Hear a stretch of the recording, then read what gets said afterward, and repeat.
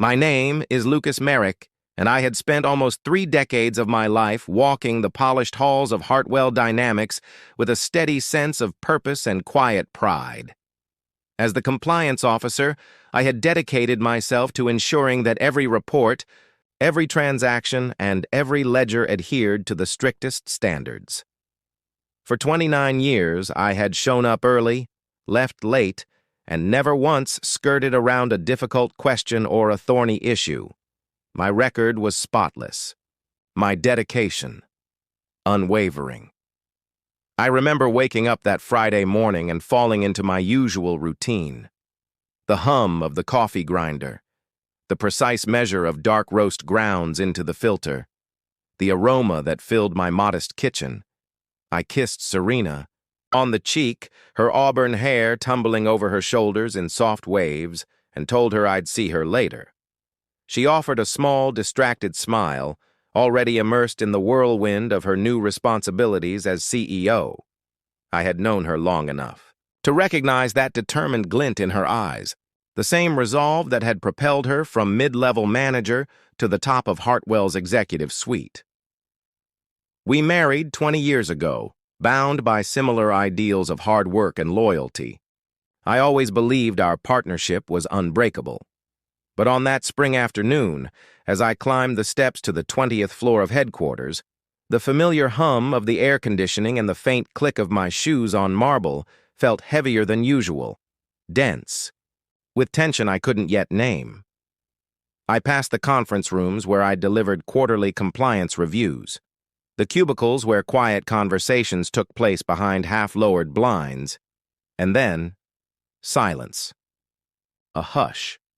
Colleagues glanced up at me with polite nods and sympathetic smiles, as though they sensed today would not be ordinary. When I reached Serena's office, a glass-walled corner suite overlooking the city skyline, I paused at the door and drew in a breath, steeling myself. I expected a routine check-in, maybe a minor budgetary adjustment. Instead, her secretary met me with a curt nod and a whisper. "She's expecting you." The door swung open. Serena was sitting behind her sleek glass desk, back straight, posture imperious. She looked as though she were reviewing a report, not the man she once professed to love. She wore a tailored navy suit that perfectly complemented her sharp features.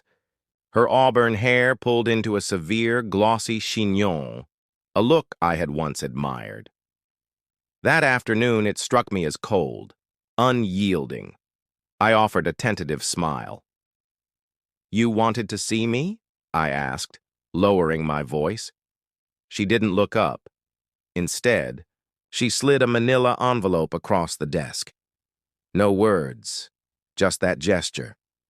The flap was tucked securely, and as it landed, I felt my chest tighten. I recognized the weight behind this simple act. "Budget constraints," she said simply, her tone smooth. "Detached. Sign by tomorrow or get nothing."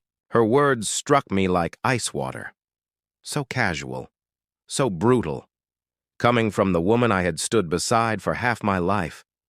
I swallowed hard, feeling a lump rise in my throat. But I held my composure.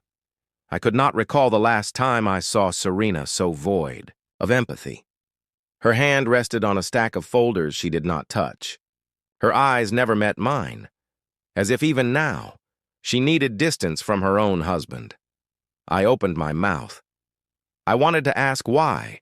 Why, after 29 years of service? Why, just 48 hours from my pension being fully vested? Why she would erase my life's work with a single directive?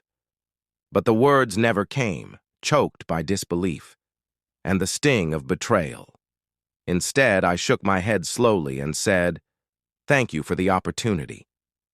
Even as I spoke it, the hollowness of those words rang in my ears. I stood, smoothed my well-worn gray suit, as if fabric could shield me from what had just happened. I took the envelope. It felt heavier than it should have, and I walked out. Thrive a door clicked shut behind me. Each step down the corridor echoed like the beat of a funeral march. I made it to my office, but I couldn't sit. Not at the desk where I'd poured decades of myself into this company. Instead, I gathered my belongings, framed photos of Serena and me on our wedding day, the plaque from my 15-year milestone, and placed them gently in my briefcase. Colleagues looked up as I passed. Their eyes, full of sympathy, confusion, but I didn't meet their gaze. I felt like a ghost, a relic fading from the place I helped build. Outside in the late afternoon sun, I paused, closed my eyes. I wished deeply to rewind those last few seconds, to change it all, but life offers no rewind. I walked to my car, each step heavier than the last.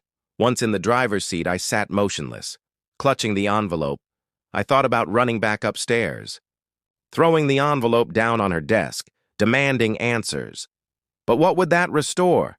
Anger wouldn't rebuild the life I'd lost. I pulled out my phone, ready to call Serena, beg her for mercy, or just an explanation. But I stopped. Her face flashed in my mind. Those eyes. Cold. Empty. I couldn't do it. Instead, I scrolled. Found a name I hadn't called in years, Ronan Clark, a former federal auditor, a man who owed me a favor.